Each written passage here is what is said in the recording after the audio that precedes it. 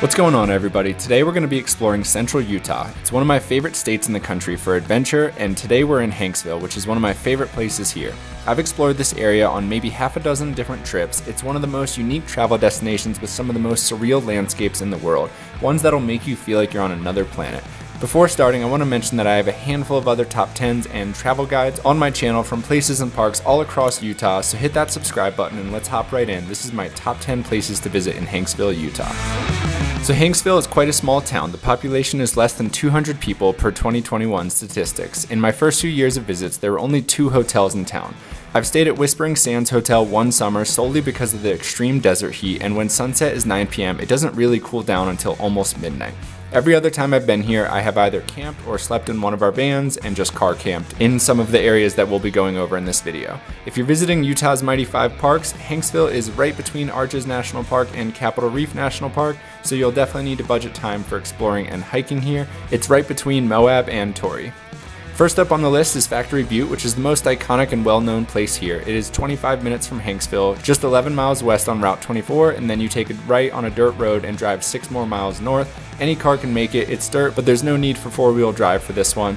Factory Butte is situated between Hanksville and Caneville, which is where Capitol Reef National Park begins. So again, like I mentioned, if you're doing the Mighty 5 road trip, this is an easy and quick stop. There's so many ways to enjoy the standalone butte and marvel in its beauty. A few ways include a scenic drive past it, hiking up close to it, photographing it from the ground or from the sky, or camping somewhere in the vicinity. I'll let the beauty of these drone shots speak for how awesome Factory Butte is.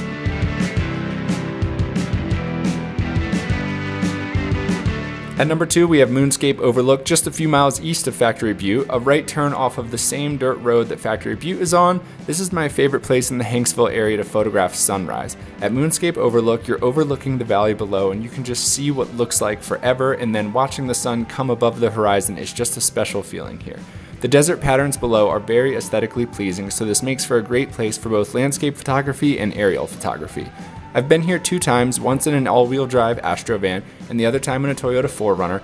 I probably wouldn't risk driving my Corolla out here because if memory serves, there are 2 pretty deep dips on the way out there. But otherwise, the road is pretty easy for the most part, so it's just those sections you want some clearance for. And I also wouldn't attempt coming here after a rainstorm. Moonscape Overlook also doesn't very easily show up on maps, but when you turn right off of Factory Butte Road onto Coal Mine Road, then you're going to drive continuing on Coal Mine Road as it turns into Moon Overlook Road until the road doesn't go any further. It's roughly 2.4 miles from Factory Butte Road. Here's a screenshot of the coordinates to help you find it.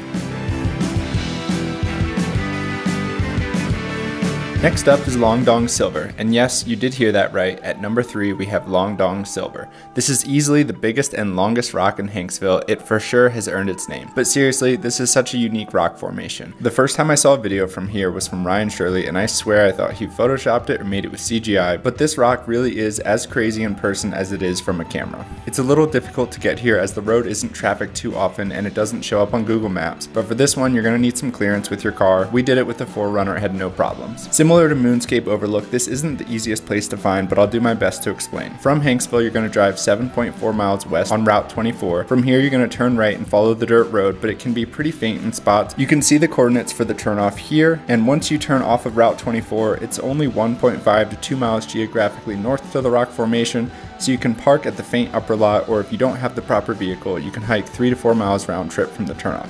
Here are the coordinates for Longdong Silver itself to help guide you. And I want to note that there are some signs along this faint road. They could be pretty easy to miss, but make sure you read these to know where you're going and to make sure that you stay on the trail.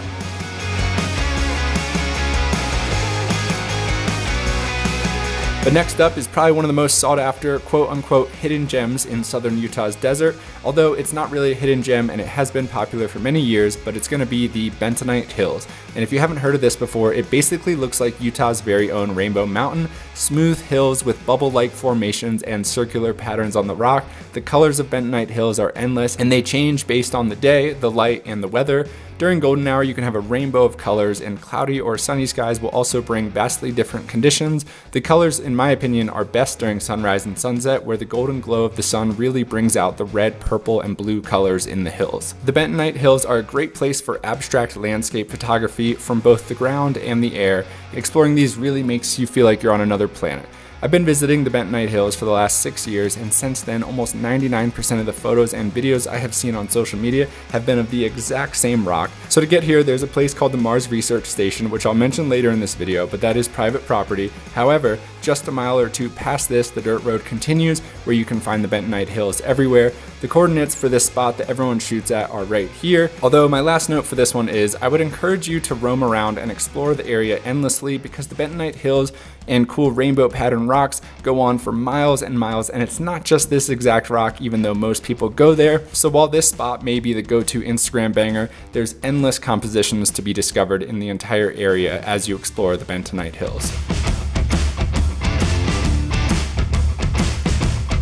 Next on our list is a few miles west of the Bentonite Hills, and that's going to be North Caneville Mesa, which is very similar to Factory Butte, but instead of being a standalone rock tower, North Caneville Mesa is a much bigger butte that is miles long at the summit. It's like a massive plateau, but it's also surrounded by jagged and abstract rock ridgelines below.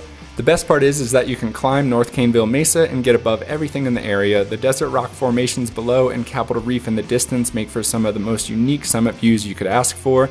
The hike is filmed with extremely loose dirt and scree, some route finding, and a little bit of class 3 climbing, and there is one area where you have to climb through a hole in the rock, which is not easy for people like me if you're a little bit bigger. But if you're up for it and like peak bagging, then this is for you. It's roughly a 2 to 3 mile round trip hike, but it does have around 1,200 feet of elevation gain, so it's a steep one. I just wanted to highlight this in this video, but I do have a hiking vlog from this exact hike, so if you're looking for proper beta on the climb and route finding itself, that video will be your best guide. Next up at number 6 is going to be a day trip to Capitol Reef National Park, which is the most remote park of the Mighty Five. And on the east side, your best spot and one of your only options for a hotel is Hanksville, unless you're camping. Capitol Reef can be seen as a drive-through day trip, but it's also a park filled with a handful of beautiful hikes, so you could spend 2 to 3 days here if you have the time to. My favorite thing to see here is going to start with a bright and early drive to Temple of the Sun and Moon in Cathedral Valley. The best time of day to see this spot is sunrise, so if you want to catch the nice light, you have to drive the long dirt road in the dark. The sunrise is worth that early morning though. Cathedral Valley is such an underrated destination. And right next door is Glass Mountain, which is a cool and unique pit stop.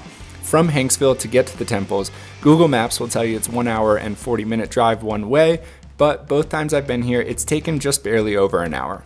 Although I would budget for some extra time just to make sure you can get here in time for sunrise. Conditions on the road do change. It would be a very difficult trip in a sedan, but sometimes the road isn't as bad as other times. The cars I've made it here in are an Astro van and a 4Runner, and both of those made it no problem. After this, it's time to drive through the main park road of Capitol Reef. Depending on how much you want to hike or if you have extra time, my favorite hikes are Hickman Natural Bridge, Navajo Knobs, and Cassidy Arch. If I only had time for one hike though, it would be Hickman Bridge, which is a 1.7 mile hike with 420 feet of elevation gain.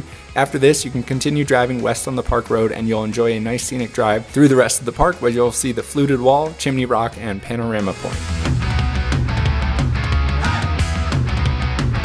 And next up at number 7 is Goblin Valley, a unique state park located between Green River and Hanksville. This state park is $10 per day, and you can camp here if you'd like, and they even have glamping yurts that you can stay in. The yurts look like they're straight out of Star Wars, sitting between the unreal rock formations built over millions of years. Goblin Valley always makes for some really cool photography, and drone permits are really easy to obtain here. Just inquire and pay the fee at the visitor center with your information. Every time I've come here, I have photographed the yurts and climbed around the rock formations here. Then afterwards, I head to the Valley of the Goblins for a sunset hike through all of the Goblin rock formations. Valley of the Goblins is a 1 mile round trip hike with 50 feet of elevation gain. However, once you're out exploring, you can kind of hike all around. You'll see people roaming in every direction. And one note on the yurts, although I have not stayed in them, if you are going to stay in them, I would just be prepared to have people photographing your accommodation because this is a very popular photography spot. After all of these adventures, you're probably going to be running low on gas and you're going to need a pit stop. So at number 8, we're checking out Hollow Mountain Gas Station. No, this won't be a place that you're going to spend sunset at or photograph, but it's a place that you need to stop at nonetheless. It's essentially a gas station that was built right into the side of the mountain, hence the name Hollow Mountain. Like every gas station, this place has all the snacks, drinks, and coffee that you need to fuel you on your adventures. And while you're here, make sure to go to the bathroom too, because this is where you can really see that you're inside a mountain with the walls just being rock of the mountain. It's almost like you're in a cave. Anyways, it's a quick and unique stop. And after fueling up at Hollow Mountain, we're on to number 9, which is not going to be a destination, and instead it's going to be an activity. We're renting ATVs. This is one of the most fun activities I've ever done in Hanksville. You can actually take ATVs to the Bentonite Hills, to Factory Butte, or anywhere else in the area, so long as it's not a state or national park and you're following all of the rules. While doing this, please respect all signs. We rented our ATVs from Hanksville's Tours and Motorsports Rentals. It's right across the street from Hollow Mountain. I also want to note here that because Hanksville is somewhat remote, there aren't a million signs everywhere like national parks. So when we got our ATVs, I asked the rental company a handful of questions of do's and don'ts, and which I recommend you should do as well. This is a very fun activity, but everyone needs to make sure to recreate responsibly so we can continue to enjoy this activity knowing everyone is following the rules for riding. Last up at number 10 is Swing Arm City, and if you've already visited every place on this list before you rented ATVs, this is actually the perfect place to take your ATVs to. It's also a place that's great for wild camping, hiking, dirt biking, and all types of photography. I've been here plenty of times and it'll never get old. Swing Arm City is an OHV area that's meant for off-highway vehicles, which includes motorcycles, dirt bikes, three-wheelers, ATVs, and dune buggies. While exploring other locations on this list, there are already designated trails and roads that you need to follow, but Swing Arm City is one of the last open riding areas in the state of Utah. There aren't any designated trails and just plenty of open terrain to explore. Before we sign off, I'd like to add one more bonus location, and that is the Mars Research Station. However, it's very important to note that this is private property, so this one has to be enjoyed from a distance. Please respect all signs and do not go past any no trespassing signs, but from the distance you can still appreciate how cool this place is. It truly looks like a small colony that has been set up on Mars.